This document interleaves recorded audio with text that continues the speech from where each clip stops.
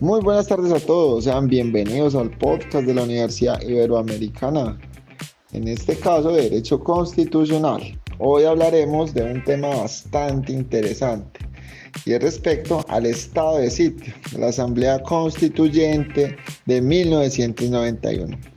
Su servidor Luis Fernando Monsalve. Hoy tenemos tres invitados muy especiales para este podcast, que son la doctora Catherine Noreña, la doctora Tatiana Lisbeth y el doctor Jorge Pulido.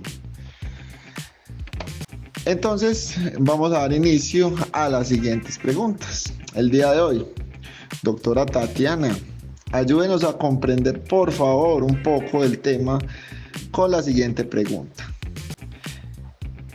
¿Qué representaba el estado de sitio para el régimen constitucional de 1886? Muy buenas tardes a todos, especialmente a ti, Luis. Gracias por la invitación y gracias por plantear esta pregunta tan interesante. Bueno, el estado de sitio fue una figura jurídica prevista en el artículo 121 de la Constitución de 1886. En teoría era una medida excepcional pensada para momentos graves, como una guerra o alguna fuerte alteración del orden público, como por ejemplo conflictos armados. Esto le permite al presidente tomar decisiones rápidas para recuperar la estabilidad y el orden del país. Pero ¿qué pasa, Luis? En la práctica esto no fue tan bonito ni tan simple, porque esta idea se fue desvirtuando por completo. El estado de sitio se usó de forma casi permanente por más de 40 años, y en este tiempo Colombia estuvo gobernada bajo esta figura. Esto trajo consecuencias muy serias. ¿Por qué? Porque el presidente adquiría poderes extraordinarios. Podía legislar por decreto, podía suspender derechos fundamentales e incluso podía asumir funciones que normalmente eran del Congreso. Claro está, todo esto sumado rompe con la idea de separación de poderes y debilita el Estado de Derecho. El Ejecutivo terminó concentrando tanto poder que el estado de sitio se volvió literalmente una forma paralela y autoritaria de gobierno, profundamente antidemocrática. En lugar de ser una solución temporal, se convirtió en una forma de gobierno que marcó profundamente nuestra historia política. Muchas gracias por su aclaración, doctora Tatiana. Ahora, si me lo permiten, preguntarle a la doctora Catherine.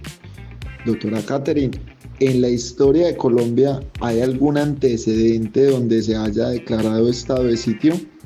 Hola Luis, muchas gracias por la invitación. Sí, claro, podemos hablar de varios episodios a lo largo de la historia, como lo fue el Bogotazo en el año 1948, que debido al asesinato del líder político Jorge Eliezer Gaitán se desencadena la violencia en Bogotá, lo cual condujo a la declaración de estado de sitio para lograr establecer el orden público. También en varios periodos desde el año 1960, donde han habido conflictos armados con grupos guerrilleros como las FARC y el ELN, se ha declarado estado de sitio en diferentes regiones del país.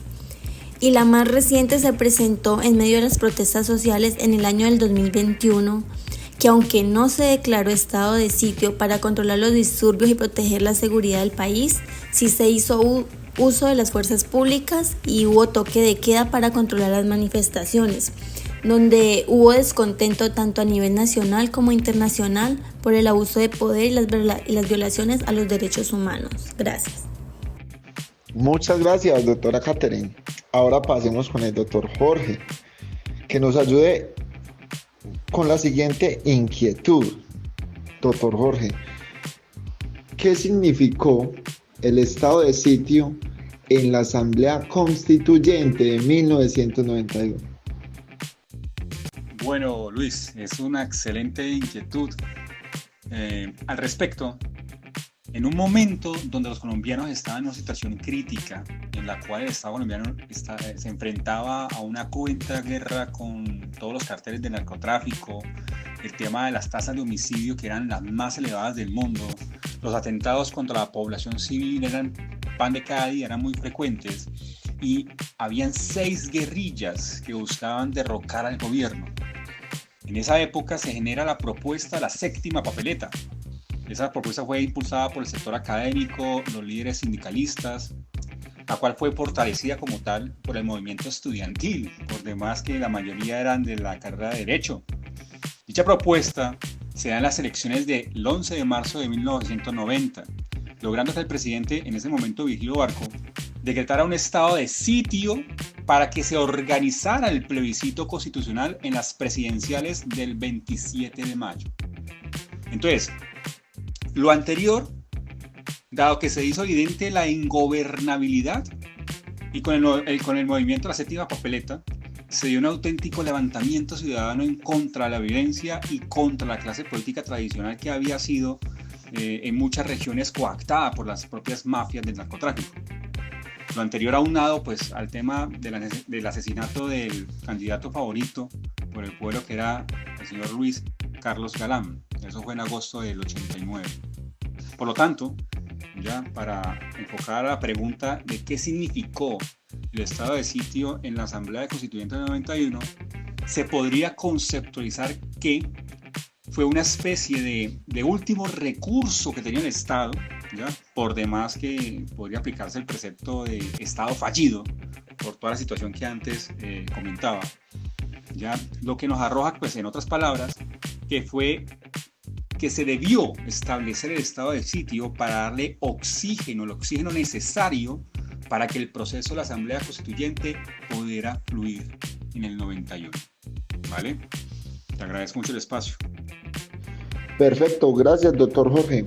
Ahora permítame hacerle una pregunta bien interesante a la doctora Tatiana. Doctora Tatiana, ¿cuáles fueron las principales críticas que se le hicieron al estado de sitio durante la Asamblea Constituyente de 1991? Luis, tu pregunta es fundamental porque nos permite entender por qué era urgente replantear el modelo de estado de sitio en Colombia en ese momento. Estas discusiones fueron muy intensas durante la Asamblea Nacional Constituyente de 1991. Las críticas al estado de sitio fueron muy diversas, pero hay 5 que considero fundamentales y que resumen bien el sentir de muchos constituyentes. La primera fue la duración abusiva. Colombia vivió en estado de sitio durante 37 años de los 42 anteriores a la Asamblea. Esto desnaturalizó completamente su propósito.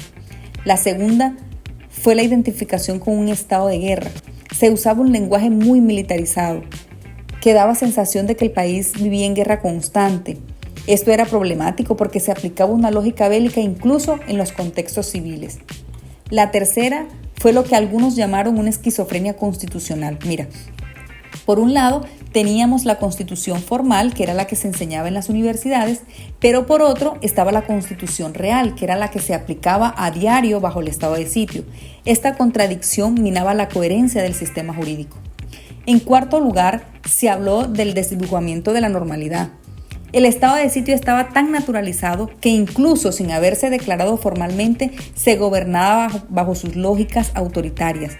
Ya no había una clara diferencia entre lo excepcional y lo cotidiano.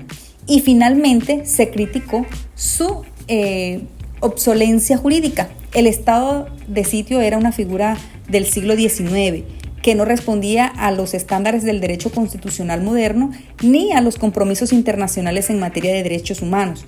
No servía para afrontar los desafíos del siglo XX y mucho menos los del siglo XXI.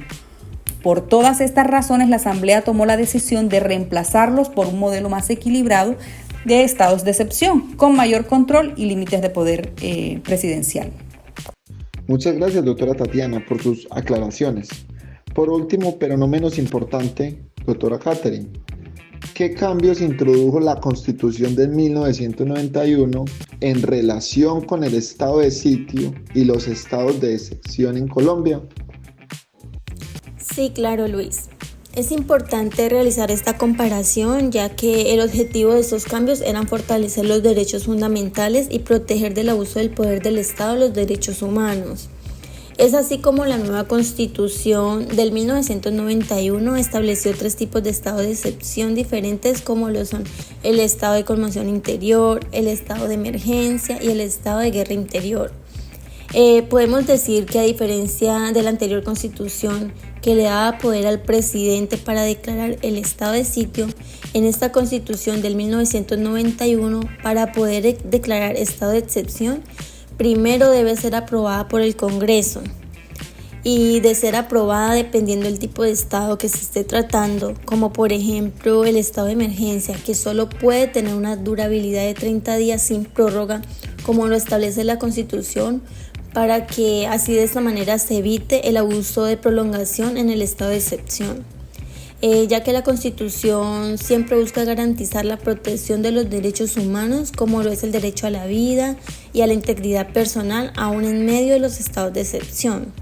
En resumen, el estado de excepción de la Constitución 1991 crea un equilibrio y control donde se permite responder en estados de perturbaciones en el orden público o calamidades públicas, pero garantizando la protección de los derechos humanos y la democracia. Gracias, Luis. Bueno, muchas gracias a todos por este espacio, por tener hoy a estos doctores expertos en Derecho Constitucional, aclarando todas nuestras dudas. Esperamos tenerlos en una próxima ocasión y no siendo más, hasta la próxima.